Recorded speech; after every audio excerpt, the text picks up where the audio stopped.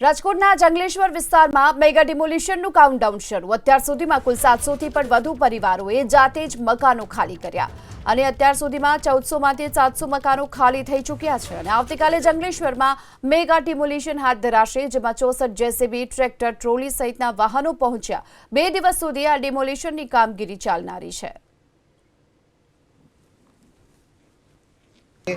અમારો 1498નો જે આવાસનો ટાર્ગેટ હતો, જે ઘરોનો ટાર્ગેટ હતો, એની સામે 700થી વધારે ઘરો હવે હાલ અમે ડિમોલિશન સ્ટેજમાં આવી ગયા કહેવાય, કેમ કે હવે ત્યાં કોઈ માણસો છે નહીં। તો આ પ્રમાણે હાલની કામગીરી છે। અમારા જેસીબીસ 64 જેવા જેસીબીસ જે કમિટ થયા એ પણ અમારી પાસે ઇન પ્લેસ થઈ ગયા છે। એની સાથે ટ્રેક્ટર્સ, ટ્રોલીઝ અને એ જે મશીન આવે, જે ગેસ કટરથી લઈને જે વ્યવસ્થા હોય, એ તમામ મશીન જે અમે પ્લાન કર્યા એ પ્રમાણે હાલ થઈ ચૂક્યા છે।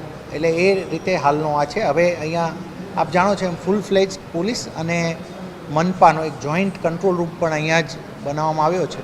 હવે જે કામગીરી થશે તે અહીંયાથી જ મોનિટર કરવામાં આવશે।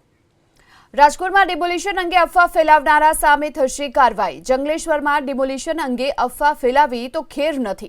સોશિયલ મીડિયામાં અફવા ન ફેલાવવા માટે પોલીસે અપીલ કરી છે।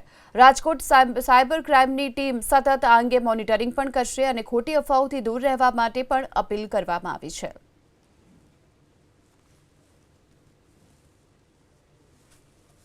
આવતીકાલે એટલે કે તારીખ 23 ફેબ્રુઆરીના રોજ જંગલેશ્વર વિસ્તારમાં આદિ નદીના પટમાં તેમજ ટીપી સ્કીમ નંબર 6ના રોડ ઉપર આવેલ સરકારી જમીન ઉપર થયેલ જે ગેરકાયદેસર દબાણ છે એને દૂર કરવાની પ્રક્રિયા આવતીકાલે હાથ ધરવામાં આવનાર છે।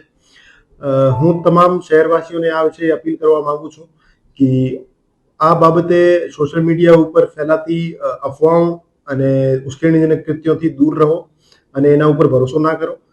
તંત્ર દ્વારા કરવામાં આવનાર કામગીરીમાં અડચણરૂપ થનાર અસામાજિક તત્વો વિરુદ્ધ કડકમાં કડક પગલાં લેવા માટે રાજકોટ શહેર પોલીસ પ્રતિબદ્ધ છે।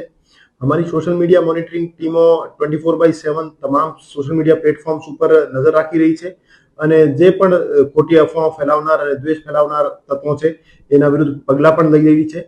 તો આપ સૌ શહેરવાસીઓની સહયોગની અપેક્ષા છે રાજકોટ શહેર પોલીસ।